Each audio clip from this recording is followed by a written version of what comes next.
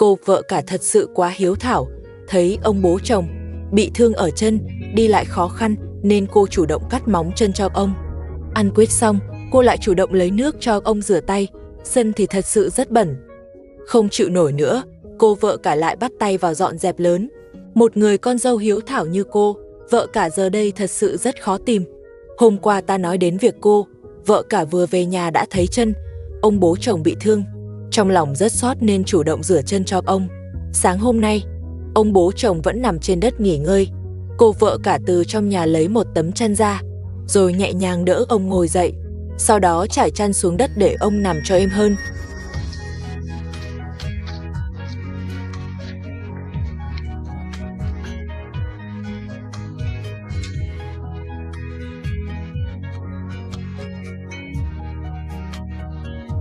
Thấy móng chân ông dài ra, cô, vợ cả liền mang kềm cắt móng đến, cẩn thận tỉa gọn cho ông. Cách cô chăm sóc thật sự rất đẹp. Khoảnh khắc này, cô vợ cả chính là hình ảnh đẹp nhất.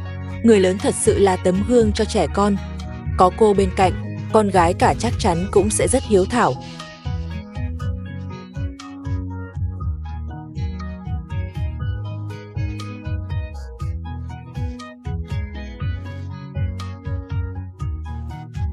Cô vợ cả đứng dậy rửa tay sạch sẽ, rồi lấy quýt trong tủ lạnh mang đến trước mặt ông bố chồng.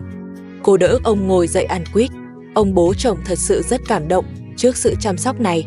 Từ trước đến nay, ông luôn bảo vệ cô vợ cả, không cho bù bắt nạt cô. Cô vợ cả cũng hiếu thảo với ông vô cùng. Chị không biết nếu bà mẹ chồng bị thương thì cô có chăm sóc như vậy không?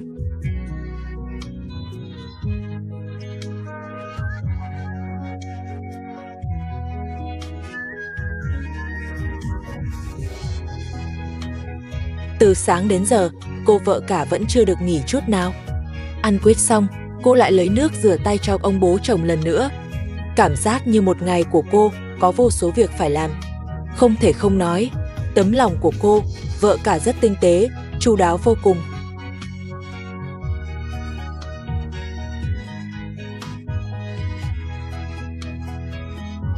Trong nhà dọn dẹp xong rồi, ngoài sân cũng phải quét dọn một chút. Nhìn sân đầy bụi đất, vợ cả quyết định dùng nước rửa sạch, nhưng ống nước cứ bị tuột ra, vợ cả đành lấy dây buộc lại cho chắc. Cô muốn dọn sạch sẽ hoàn toàn khu vực bên ngoài. Hỏi thật chứ người làm dâu chăm chỉ như cô, mọi người thấy được mấy người? Đúng là rất hiếm gặp.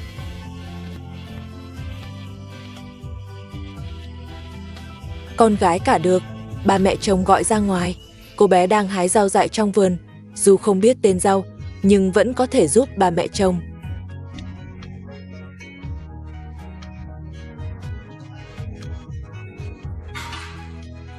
Vợ cả đúng là quá chăm chỉ. Ngay cả kho chứa và khu vực bậc thang cô cũng dùng vòi nước rửa sạch sẽ.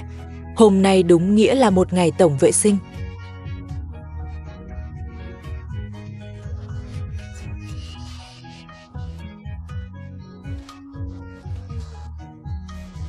Con gái cả từ ngoài trở về, thấy mẹ bận rộn một mình, cô bé liền lấy cây chổi từ tay mẹ.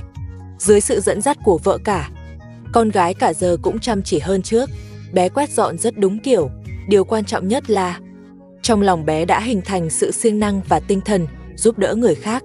Đó mới là điều quan trọng nhất.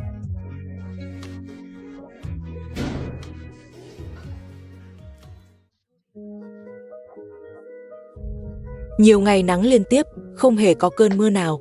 Cây ăn quả trong sân cũng cần được tưới nước, nhưng đất quá cứng, nước khó thấm xuống. Vợ cả lại lấy dụng cụ xới đất cho cây. Làm vậy giúp cây phát triển tốt hơn.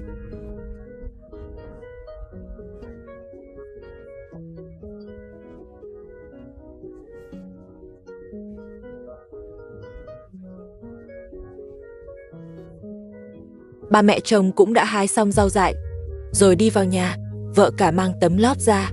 Từ khi vợ cả trở về, ba mẹ chồng cũng ngoan ngoãn hơn hẳn. Bà bắt đầu chủ động nhặt và rửa rau. Lúc này, em bé thức dậy, vợ cả lại hâm sữa cho bé.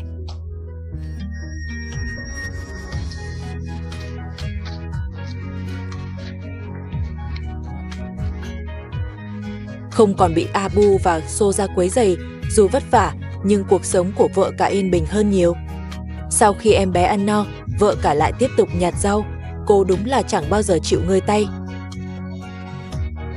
Cô vợ cả cẩn thận sát trùng cho chân bị thương của ông bố chồng. Cô nhẹ nhàng băng lại bằng gạc sạch. Con gái cả chịu ảnh hưởng từ mẹ, cũng biết lấy thuốc cho ông nội và còn mang cả ly nước đến. Bé ngày càng ngoan hơn. Ông bố chồng thấy quần áo cô, vợ cả quá cũ, liền đưa tiền cho cô đi mua một bộ mới. Bà mẹ chồng thấy tiền liền nhào vào giành, nhưng ông bố chồng bảo bà buông ra và đưa hết cho cô vợ cả, còn dặn cô mua thêm một bộ cho bà mẹ chồng. Sau khi trở về nhà, cô vợ cả nhìn thấy chân ông bố chồng bị thương, trong lòng rất xót xa. Vài ngày nay cô bận rộn chăm sóc ông từng chút một, không chỉ rửa chân mà còn cắt móng cho ông. Tất cả những điều đó, ông bố chồng đều thấy trong mắt. Ông hiểu cô, vợ cả luôn là người hiếu thảo. Ông luôn cảm thấy mình mang ơn cô. Bà mẹ chồng cũng kiềm chế hơn nhiều. Bởi so với Soja thì cô vợ cả thật sự khác một trời một vực. Sáng nay, cô vợ cả thấy cây ăn quả ngoài sân bị sâu nên pha thuốc, rồi tưới cho toàn bộ cây.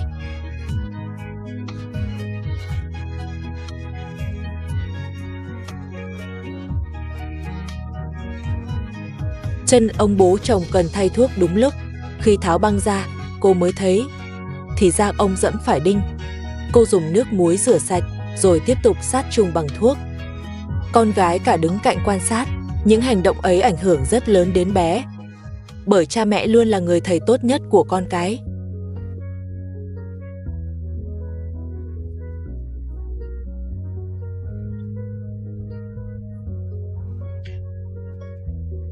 Vốn dĩ sức khỏe ông bố chồng đã yếu, nay lại thêm chấn thương ở chân, không biết bao giờ mới hồi phục. Sau khi băng bó xong, con gái cả liền mang thuốc đến cho ông nội, đặt ngay bên cạnh ông rất đúng điệu. Bé nhắc ông uống thuốc và còn mang nước tới nữa. Dù những việc này là cô vợ cả hướng dẫn, nhưng việc bé chủ động làm cũng nhờ sự dạy dỗ tốt của cô.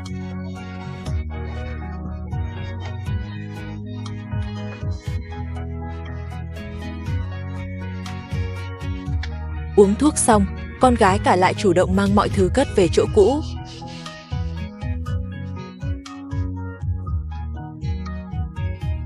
Ông bố chồng nói với vợ cả, từ khi con gả vào nhà này, con đã hy sinh rất nhiều. Abu thì lại chẳng ra gì.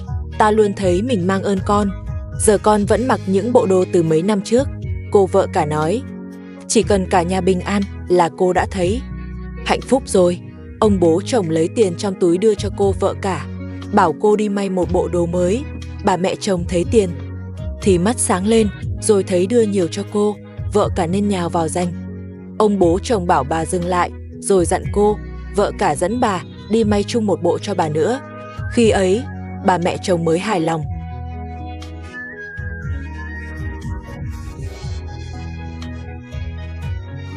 Đến cửa hàng vải, hai người kiên nhẫn chọn màu mình thích, nhưng bà mẹ chồng lại chẳng ưng ý. Bàn bạc một lúc, cô vợ cả chỉ chọn phần của mình. Khi thanh toán, cô cố gắng trả giá để tiết kiệm được chút nào hay chút đó. Cuối cùng chủ tiệm cũng đồng ý, coi như cũng tiết kiệm được một phần.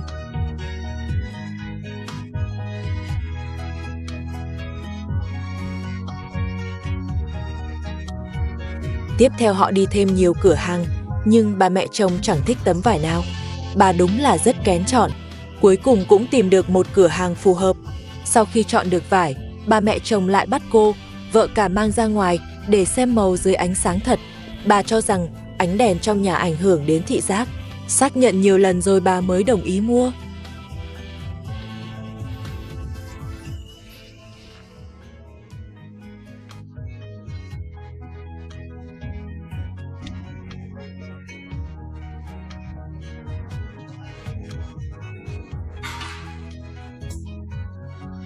Họ chỉ mua vải nên vẫn phải đến tiệm may.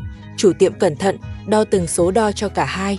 Không biết khi có quần áo mới, nếu bị Soja nhìn thấy thì có gây chuyện với ông bố chồng nữa hay không. Thật ra nhà này chẳng cần Soja, có cô vợ cả làm dâu đã là quá đủ rồi. Không biết mọi người nghĩ sao? Để giảm bớt gánh nặng cho cô vợ cả, bà mẹ chồng hôm nay lại chủ động pha sữa cho em bé. Con gái cả còn cầm hoa tươi đưa cho bà mẹ chồng. Bà mẹ chồng mỉm cười với con gái cả. Con gái cả lại tiếp tục mang hoa cho ông bố chồng, hy vọng ông mau chóng khỏe lại. bé đúng là một đứa trẻ hiểu chuyện. Hôm qua khi bà mẹ chồng để cô vợ cả ra ngoài mua đồ, bà mẹ chồng lại lộ ra bản tính thật của mình. Ai cũng nói bà mẹ chồng chẳng yên được vài hôm, kiểu gì cũng gây chuyện tiếp. Nhưng sáng nay, bà mẹ chồng bất ngờ chủ động đút sữa cho em bé, con gái cả còn đứng bên cạnh.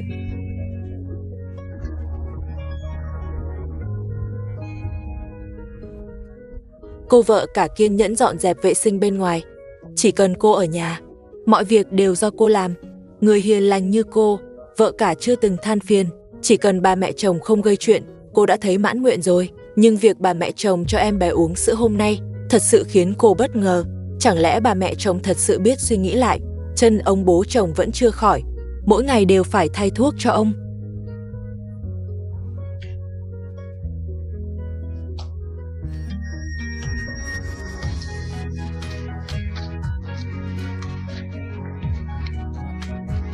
Bà mẹ chồng vừa ngồi ngoài sân một chút thì nghe tiếng em bé khóc trong nhà.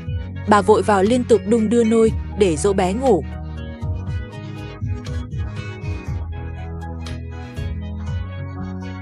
Những hành động hôm nay của bà mẹ chồng đều bị con gái cả thấy hết. Bé mang giày, lấy một cái túi từ bếp rồi bảo mẹ mở cửa cho đi ra ngoài. Thấy con gái cả bí ẩn như vậy, cô vợ cả cũng không hỏi thêm, tiếp tục làm việc nhà. Con gái cả chạy ra cánh đồng, bắt đầu nhặt hoa rơi trên mặt đất.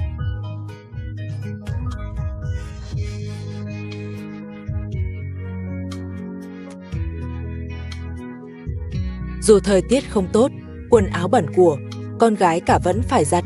Trẻ con vốn không thích sạch sẽ, ngày nào cũng làm bẩn quần áo. Bà mẹ chồng lấy cái thúng lớn, đổ hết lá cây trong túi ra. Sau đó bảo cô vợ cả lấy tất cả trứng trong nhà ra. Đây đều là trứng gà nhà nuôi, chẳng lẽ bà định ấp gà con? Quả nhiên, sau khi cho hết trứng vào thúng, bà mẹ chồng mang một con gà mái đến.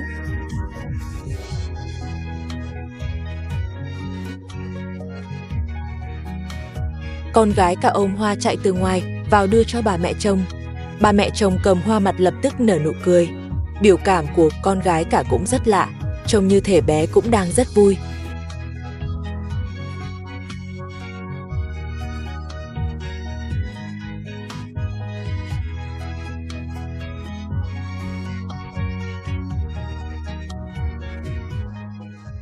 Con gái cả cầm bó hoa bước vào trong nhà đưa cho ông bố chồng, hy vọng ông mau chóng hồi phục. Đúng thật là một đứa trẻ rất hiểu chuyện.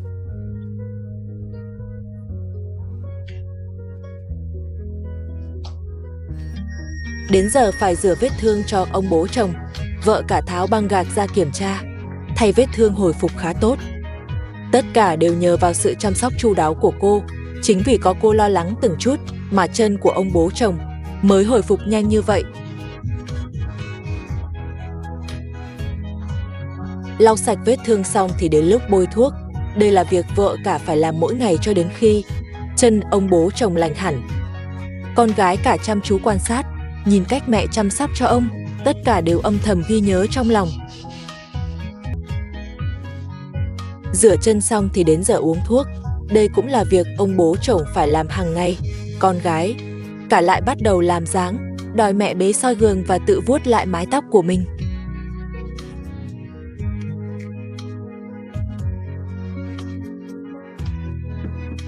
Ảnh hưởng từ mẹ, con gái cả cũng trở nên siêng năng hơn. Em thấy sàn nhà dơ một chút cũng không chịu, nhất định phải quét cho sạch.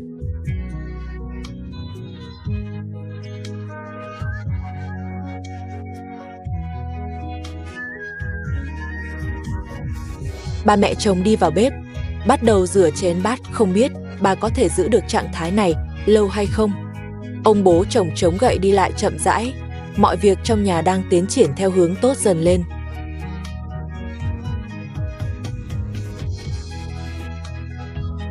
Bà mẹ chồng lại qua chăm em bé, vợ cả cũng mang đồ ra chuẩn bị bữa trưa, không ngờ hai người đã bắt đầu biết phối hợp với nhau.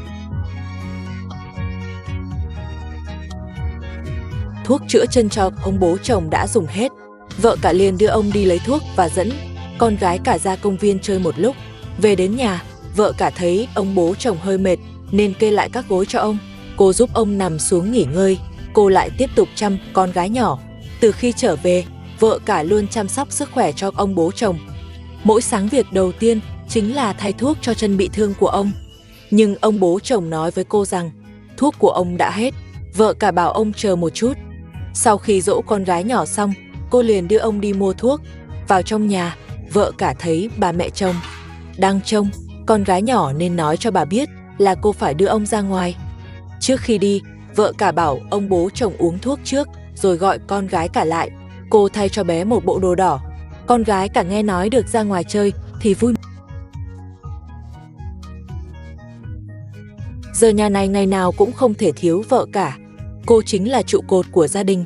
Abu chắc chắn biết cha bị thương, nhưng vẫn dẫn Soja ra ngoài chơi bời. Abu thật sự quá đáng. Cha bị thương cũng không thèm về chăm sóc. May mà có vợ cả một người con dâu tốt. Trên đường họ đi rất chậm, vợ cả luôn đỡ ông bố chồng bên cạnh. Đến tiệm thuốc họ lấy vài miếng cao rán. Ra ngoài rồi họ cũng chưa vội về.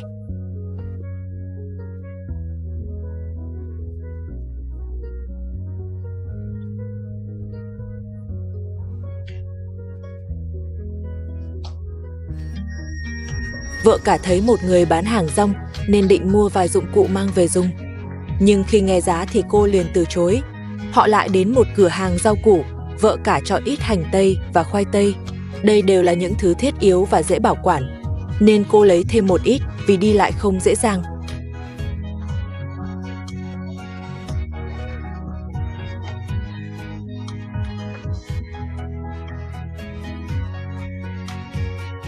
Khi tính tiền, ông bố chồng biết vợ cả không có tiền nên ông chủ động trả luôn. Ông còn đưa thêm tiền cho cô, bảo cô sang bên cạnh mua thêm sữa. Dù sao hai đứa nhỏ đang tuổi lớn, ăn toàn khoai tây và hành tây là không đủ.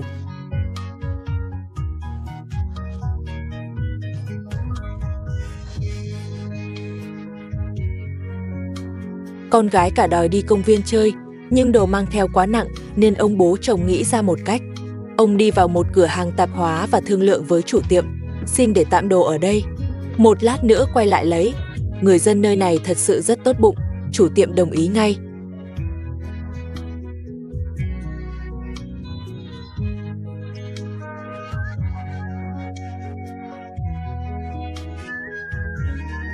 Ông bố chồng thật sự rất thương cháu, dù chân ông bị thương khó di chuyển. Nhưng ông vẫn cố gắng đi cùng con gái cả đến công viên. Con gái cả nhìn thấy cầu trượt, liền chạy nhanh lại chơi. Vợ cả vẫn luôn theo sát bên cạnh để trông chừng con.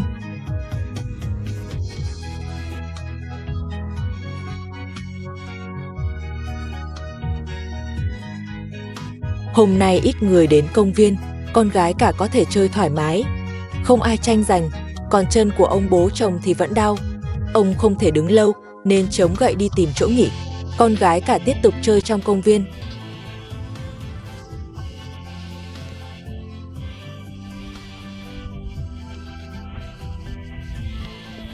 Chơi cầu trượt chán rồi, con gái cả lại muốn thử mấy dụng cụ thể thao lớn. Nhưng bé còn nhỏ nên không dùng được. Vợ cả nghĩ đến sức khỏe của ông bố chồng nên gọi con gái cả về trước. Đợi khi nào rảnh sẽ dẫn bé đi chơi tiếp.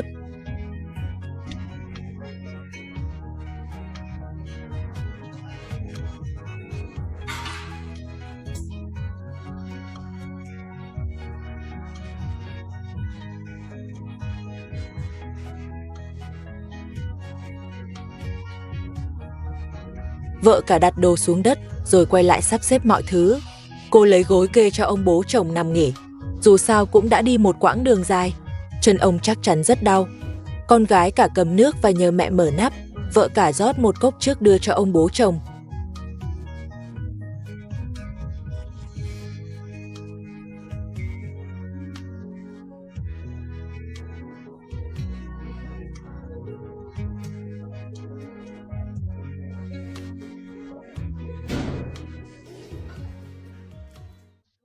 Sau khi thu xếp xong, vợ cả lại pha sữa bột và cho em bé uống. Em bé thật sự rất ngoan, hiếm khi thấy bé quấy khóc.